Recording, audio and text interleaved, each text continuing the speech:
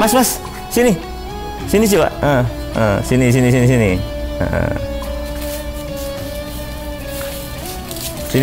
Assalamualaikum. Assalamualaikum warahmatullahi wabarakatuh.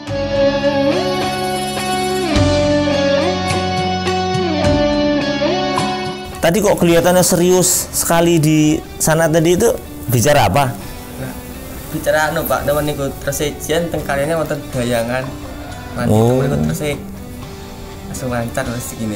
Wah, gitu ya. Iya, Pak. Katanya siapa itu? Sanjani Pak Bejan lho, Pak. Oh, Pak Bejan. Oh. Sanjani tasku mriko niku parine niku apik ngono lho, Pak. Oh, parine api gitu. Jerene kan iku waduh.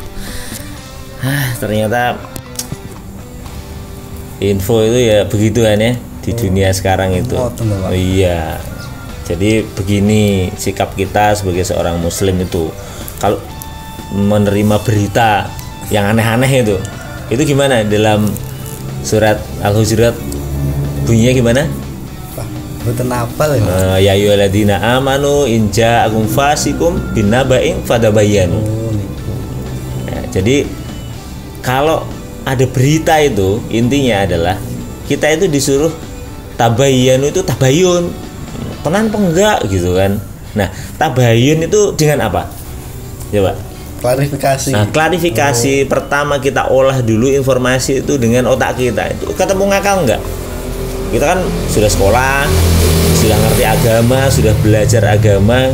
Kira-kira kalau ada orang berbicara seperti itu kira-kira ketemu ngakal apa tidak? Itu dulu aja. Yang kedua, berita itu informasinya dari siapa? Ingat kalau kita belajar hadis itu kan ada sanad hadis itu kan. Ini berita ini dari mana itu diverifikasi terus menerus gitu. Dari mana berita itu didapat? Jangan sampai kemudian lanjutan ayat itu gimana? Lanjutan ayat adalah jangan sampai beritamu itu mencelakakan orang lain, ya. Mencelakakan orang lain. Jadi kalau orang lain celaka karena berita yang kita bawa itu, dosa kita itu banyak. Dosa kita itu akan menumpuk menggunung gitu kan. Kenapa? Kita yang mengawali tadi itu memberikan informasi yang jelek. Kemudian informasi kita itu diterima oleh 1, 2, 3 orang ini. Kalau tadi dari siapa? Tadi Pak siapa? Pak Bejan memberikan informasi yang percaya 3 orang ini. Dan itu hoax semua kan. Oh, nanti itu sama cerita lagi kepada orang lain, cerita lagi pada orang lain, cerita lagi pada orang lain. Itu akhirnya orang sekampung semuanya itu menjadi pembohong semuanya. Dan itu diawali dari orang pertama ini yang memberikan informasi berikut. Ya sama saja. Makanya Rasulullah itu bersabda, ini hadisnya panjang. Yang pertama itu adalah harrama, innallaha harrama alaikum uquqal ummahat itu kan. Kemudian waman an wahab wa adal banat gitu kan. Tapi kemudian lanjutannya ini ya kaitannya dan itu tadi adalah bukan harrama tapi kariha. Ya, jadi tiga konsep yang pertama itu dalam hadis Bukhari itu adalah itu memakai kata-kata harrama, kemudian ada kariha. Kariha lakum apa tadi? Qila wa qala.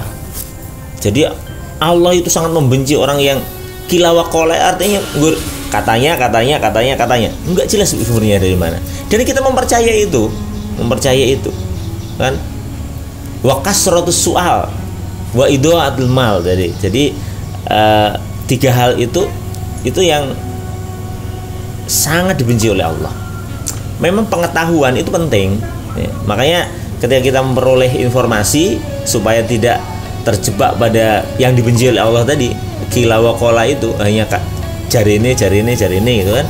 Tadi kan hanya jari ini saja, bahwa kalau ke sana nanti padinya itu masuk dalam kemusyrikan juga kan, padinya bisa bagus gitu ya. Kalau tidak dirawat dengan baik ya hanya mengandalkan danyangan ya tidak bisa itu.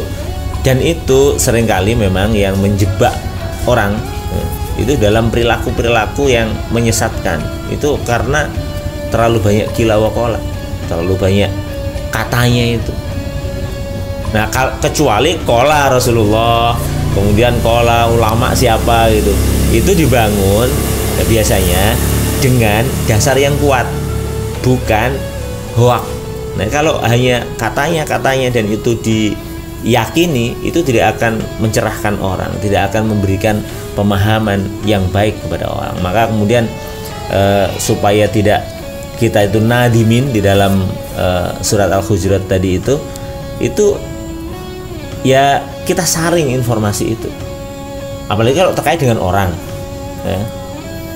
Kalau terkait dengan orang itu berbahaya, umpamanya masuknya sebelum fitnah itu biasanya dari kila waqala, itu akan berikan musibah kepada dia.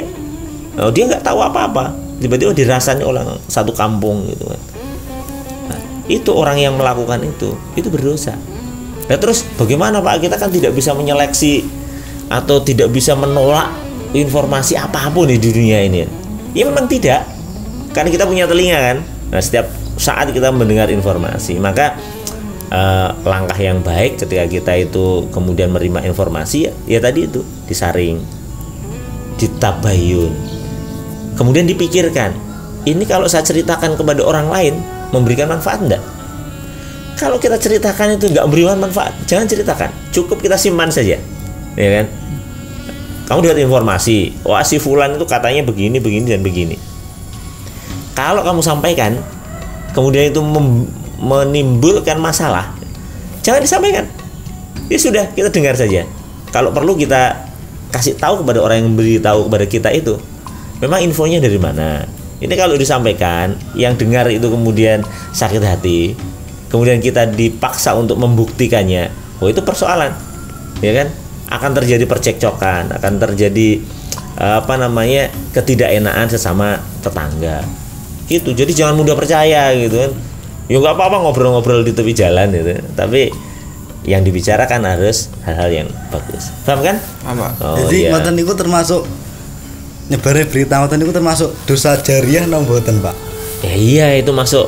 Ya istilah itu hanya istilah yang dipakai. Dosa jariah itu artinya semua perbuatan jelek yang diikuti orang lain sebenarnya juga jariah, karena orang yang sanna sunnatan hasanatan, yang sanna sunnatan sayyiatan, itu sama-sama memperoleh pahala atau memperoleh dosa, itu tidak dikurangi sedikit pun dari dosa orang yang melakukan. Artinya kita dapat dosa terus itu. Makanya di dalam Islam ada namanya sunnah hasanah. Sunnah hasanah itu artinya perilaku yang baik, membiasakan sesuatu yang baik. Ketika kebiasaan-kebiasaan yang kita lakukan itu baik, gitu kan, termasuk tidak menyebarkan hoak itu maka itu akan menjadi tradisi yang baik. Dan siapa yang melakukan? Ya ini sampai kita itu kita mentradisikan orang untuk kalau dapat berita ditabayun, kita mentradisikan untuk tidak ngerasani. Itu kan sebenarnya konsep-konsep agama, tapi kita mentradisikan kepada orang untuk melakukannya. Itu menjadi bagus. Coba kalau kita tiap hari kita membuat tradisi, kita di jalan itu ngerasani uang, setiap ketemu orang ngerasani uang, menjadi tradisi kan? Namanya sunnah sayyi'ah. Karena dulu yang mentradisikan adalah kita, generasi berikutnya mengikuti. Nah, itu kita juga akhirnya memperoleh dosa dari orang-orang yang melakukan itu. Maka penting untuk membangun tradisi yang bagus. Sing elek-elek itu ditinggalke. Jadi sing bagus-bagus melakukan itu. Okay, begitu kan? Gimana? Iya.